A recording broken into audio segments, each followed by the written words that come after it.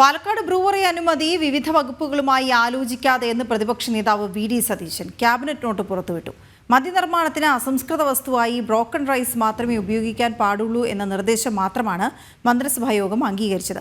അതേസമയം പാലക്കാട് ബ്രൂവറി പദ്ധതിയിൽ നിന്ന് സർക്കാർ പിന്മാറണമെന്നാവശ്യപ്പെട്ട് CPI മുഖപത്രത്തിൽ ലേഖനവും വന്നു. ടിൻഡു ദാസ് ചേരുന്നു വിവരങ്ങളുമായി. ടിൻഡു, ഏറ്റവും പ്രധാനം ഈ വിവിധ വകുപ്പുകളുമായി ആലോചിക്കാതെ നേരിട്ട് അങ്ങ് അനുമതി നൽകുകയായിരുന്നു എന്നാണ് ഈ ക്യാബിനറ്റ് നോട്ടിൽ നിന്ന് വ്യക്തമാകുന്നത്. ക്യാബിനറ്റ് നോട്ടിൽ നിന്നും വ്യക്തമാകുന്നത് ജലവിഭവ വകുപ്പ്, വ്യവസായ വകുപ്പ്, ധനവകുപ്പ്, ഈ വകുപ്പുകളൊന്നും അറിയാതെ മന്ത്രി MP രാജേഷും മുഖ്യമന്ത്രിയും കൂടി നേരിട്ട് ഒരു തീരുമാനത്തിലേക്ക് കടക്കുകയായിരുന്നു എന്നാണ് നമുക്ക് ഈ മന്ത്രിസഭാ നോട്ടിൽ നിന്നും വ്യക്തമാക്കാൻ അല്ലെങ്കിൽ മന്ത്രിസഭാ നോട്ടിൽ നിന്ന് മനസ്സിലാക്കാൻ സാധിക്കുന്നത്. 600 കോടി രൂപ മുതൽ മുടക്കി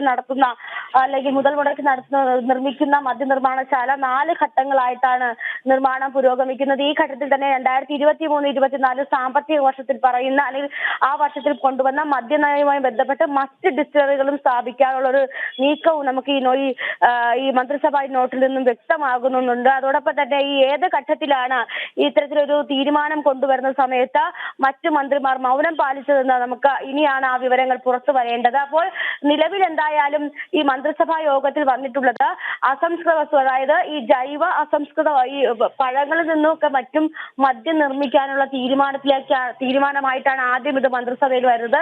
പിന്നീട് റോ മെറ്റീരിയൽ ആയിട്ട് അരി ഉപയോഗിച്ചുകൊണ്ട് മദ്യം നിർമ്മിക്കാമെന്ന തീരുമാനം വരുന്നു. ആ തീരുമാനത്തിനും ആ നിർദ്ദേശത്തിനും മാത്രമാണ് എല്ലാ അംഗങ്ങളും എല്ലാ മന്ത്രിമാരും സമ്മതം മൂളിയിട്ടുള്ളത് നമുക്ക് ആ നോട്ടിൽ വായിക്കുമ്പോൾ മനസ്സിലാവും. അതോടൊപ്പം തന്നെ മറ്റു മന്ത്രിമാരുമായിട്ട് ചർച്ച നടത്തിയിട്ടുണ്ടോ എന്നൊരു ചോദ്യം ആ മന്ത്രിസഭാ നോട്ടിലുണ്ട്. അതിന് ഇല്ല എന്നാണ് മന്ത്രി MP രാജേഷ് മറുപടി നൽകിയിട്ടുള്ളത്. അപ്പോൾ ഈ ആരും അറിയാതെ മറ്റു മന്ത്രിമാരുമായിട്ടും മറ്റു ബന്ധപ്പെട്ട വകുപ്പുകളുമായിട്ടൊന്നും കൂടിയാലോചിക്കാതെ ഏകപക്ഷീയമായിട്ടെടുത്ത തീരുമാനമാണ് ഈ ബ്രൂവറി നിർമ്മാണം അല്ലെങ്കിൽ ഒയാസിസ് കമ്പനിക്ക് ഇത്തരത്തിലൊരു പാലക്കാട് എലപ്പുള്ളിയിൽ ഈ ഒരു ബ്രൂവറി നിർമ്മിക്കാനുള്ള അനുമതി നൽകിയിരിക്കുന്നത് നമുക്ക് മനസ്സിലാക്കാൻ സാധിക്കും. CPI മന്ത്രിമാർ ഉൾപ്പെടെ ഈ മന്ത്രിസഭാ യോഗത്തിന് ശേഷമാണ് അത് അവരുടെ സെക്രട്ടേറിയറ്റിൽ ഉൾപ്പെടെ സംസാരിച്ചിട്ടുള്ളതും അത് അവിടെ ചർച്ചയായിട്ടുള്ളതും എന്ന് വേണം മനസ്സിലാക്കേണ്ടതായാലും ഇതിന് CPI മുഖപത്രം ഉൾപ്പെടെ എതിർപ്പ് അറിയിച്ചിട്ടുണ്ട്. പാലക്കാട് ബ്രൂവറി നിർമ്മാണത്തിൽ നിന്നും സർക്കാർ അല്ലെങ്കിൽ അധികൃതർ പിന്മാറണം.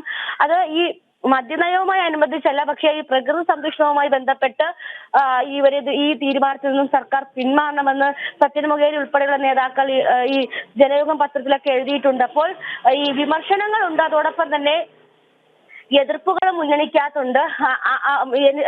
മുന്നണിക്കകത്തുണ്ട്. പക്ഷേ അതൊരു മദ്യനയത്തിനോടുള്ള എതിർപ്പല്ല, ബ്രൂവറിയോടുള്ള എതിർപ്പാണെന്ന് നമുക്ക് ഈ ഘട്ടത്തിൽ വായിച്ചെടുക്കാൻ സാധിക്കും. എന്തായാലും ഈ തീരുമാനങ്ങളൊക്കെ മന്ത്രിസഭാ യോഗത്തിൽ വന്നിട്ടുള്ളത് ആരോട് ചർച്ച ചെയ്യാതെയാണെന്നുള്ളൊരു തെളിവാണ് ഇപ്പോൾ ഈ മന്ത്രിസഭാ നോട്ടിലൂടെ പുറത്തു വന്നിട്ടുള്ളത്. അതേസമയം CPI അതിന്റെ മുഖപത്രത്തിലെ ലേഖനത്തിൽ എന്താണ് ടിൻഡു വ്യക്തമാക്കുന്നത്? നേരത്തെ അവിടെയും ഇവിടെയും തൊടാതെ മറുപടി പറഞ്ഞതുപോലെ വികസനത്തിനെതിരല്ല, ഇപ്പോൾ പക്ഷെ ജനങ്ങളുടെ കുടിവെള്ളം മുട്ടിക്കരുത്, ഈ പദ്ധതിക്കെതിരാണോ അല്ലയോ എന്ന് തുറന്നു പറയാതെയുള്ള പ്രതികരണങ്ങൾ കഴിഞ്ഞ് ഇപ്പോൾ ഈ പദ്ധതി ഉപേക്ഷിക്കേണ്ടത് തന്നെയാണ് അല്ലെങ്കിൽ പദ്ധതിയിൽ നിന്ന് സർക്കാർ പിന്മാറണമെന്ന് നേരിട്ട് തന്നെ ഈ ലേഖനത്തിൽ പറയുന്നുണ്ടോ CPI?